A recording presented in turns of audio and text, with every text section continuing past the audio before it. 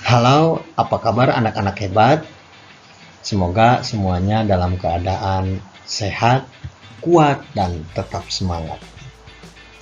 Bertemu kembali dengan Bapak pada mata pelajaran fisika.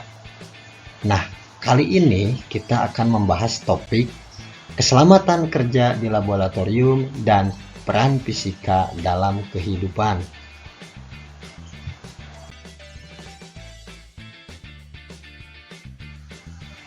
Pada pembelajaran kali ini, kompetensi dasar yang harus dicapai adalah menjelaskan hakikat ilmu fisika dan perannya dalam kehidupan, metode ilmiah, dan keselamatan kerja di laboratorium.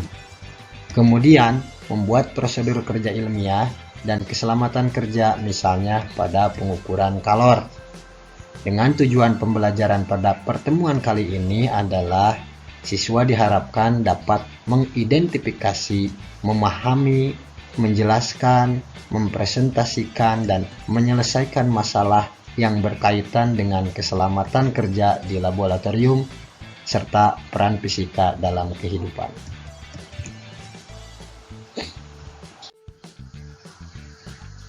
Nah, agar permasalahan mengenai keselamatan kerja di laboratorium ini dapat teratasi dengan baik, maka kita wajib mengetahui dan melaksanakan prosedur keamanan kerja laboratorium.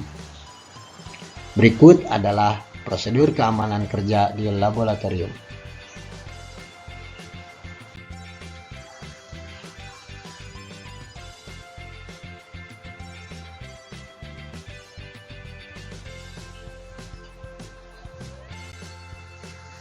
Prosedur keamanan kerja laboratorium yang pertama yaitu syarat laboratorium yang baik. Syarat laboratorium yang baik itu meliputi 1. Memperhatikan kondisi ruangan, susunan ruangan, kelengkapan peralatan keselamatan, dan nomor telepon penting. Kemudian syarat yang kedua yaitu ruangan laboratorium harus memiliki sistem ventilasi yang baik. Mengapa? Agar proses keluar masuk udara itu dapat stabil. Nah, ini seperti pada gambar. Kemudian syarat selanjutnya, ruangan laboratorium harus ditata dengan rapih. Ya. Mengapa demikian? Penempatan bahan dan peralatan percobaan harus ditata dengan rapi agar memudahkan untuk mencarinya. Bila perlu, diberikan denah atau panduan penempatan dari bahan tersebut. Kemudian terakhir, syarat laboratorium yang baik itu, laboratorium harus memiliki jalur evakuasi yang baik. Nah, suatu laboratorium setidaknya itu harus memiliki 2 pintu keluar dengan jarak yang cukup jauh. Nih, seperti ditunjukkan pada denah berikut ini.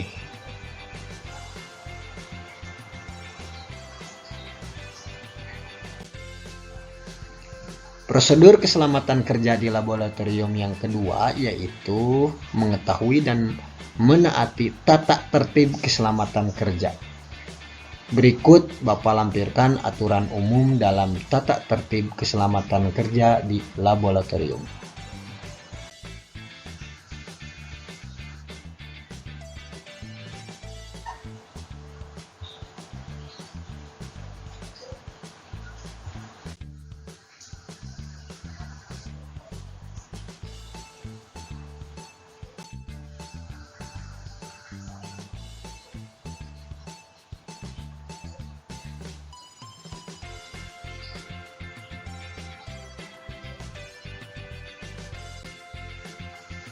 Nah, selanjutnya alat keselamatan kerja.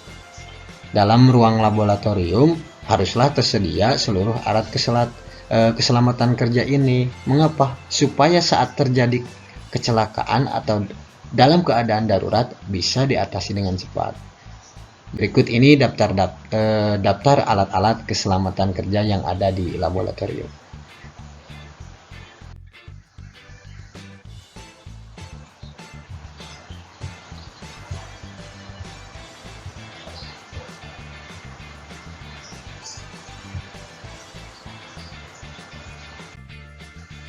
Selanjutnya, simbol keselamatan kerja.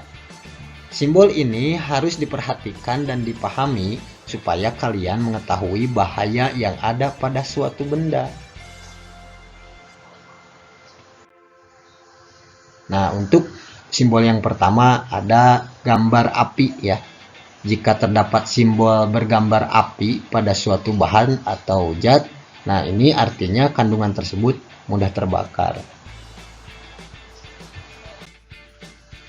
Nah, kalau simbolnya seperti ini, gambar tengkorak, ini menandakan bahwa zat tersebut mengandung racun atau bersifat toksik.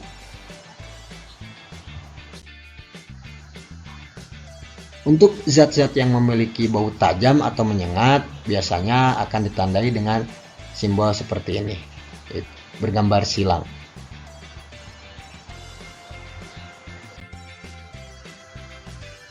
Jika terdapat simbol dengan gambar cairan yang sedang tertuang ke tangan, tandanya bahan tersebut bersifat korosif.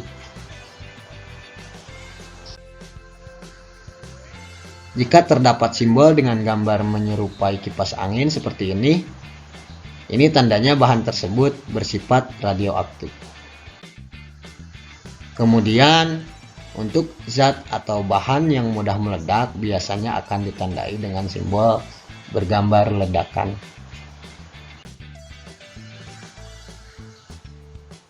Kemudian, cara memindahkan bahan kimia. Nah, sebelum memindahkan bahan kimia, hal yang harus dilakukan adalah mengetahui segala informasi tentang bahan kimia yang akan digunakan. Seperti cara membawa, bahaya yang ditimbulkan, dan lain sebagainya. Kemudian pindahkanlah sesuai kebutuhan dan jangan berlebihan. Bila ada sisa bahan, ingat jangan dikembalikan ke tempat semula, karena dapat menyebabkan kontaminasi.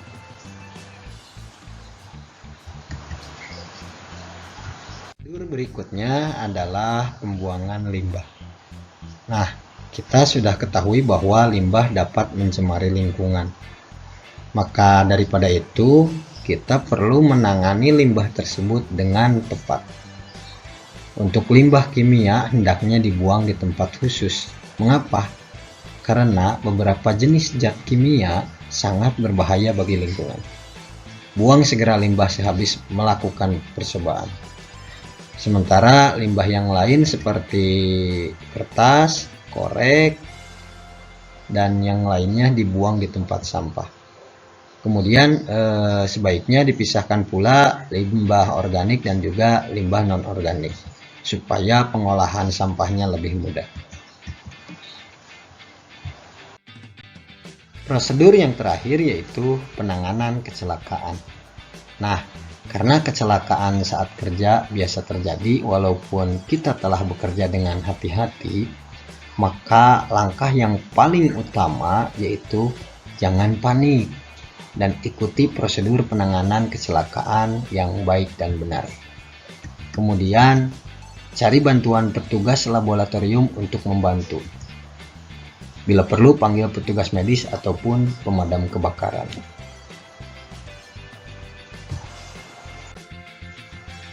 Oke, demikianlah pembahasan materi tentang keselamatan kerja di laboratorium. Semoga kalian semua bisa memahami dan dapat melaksanakan prosedur tersebut apabila nanti kalian melaksanakan penelitian di laboratorium. Kemudian jangan lupa tonton kembali lanjutan video pembelajaran selanjutnya mengenai peran fisika dalam kehidupan. Dan juga nanti akan ada kuis untuk mengetahui sejauh mana pengetahuan dan pemahaman kalian mengenai keselamatan kerja di laboratorium dan peran fisika dalam kehidupan. Oke, terima kasih sudah menonton dan menyimak video ini. Jangan lupa like dan subscribe agar kalian tidak ketinggalan update video pembelajaran dari Bapak. Assalamualaikum warahmatullahi wabarakatuh.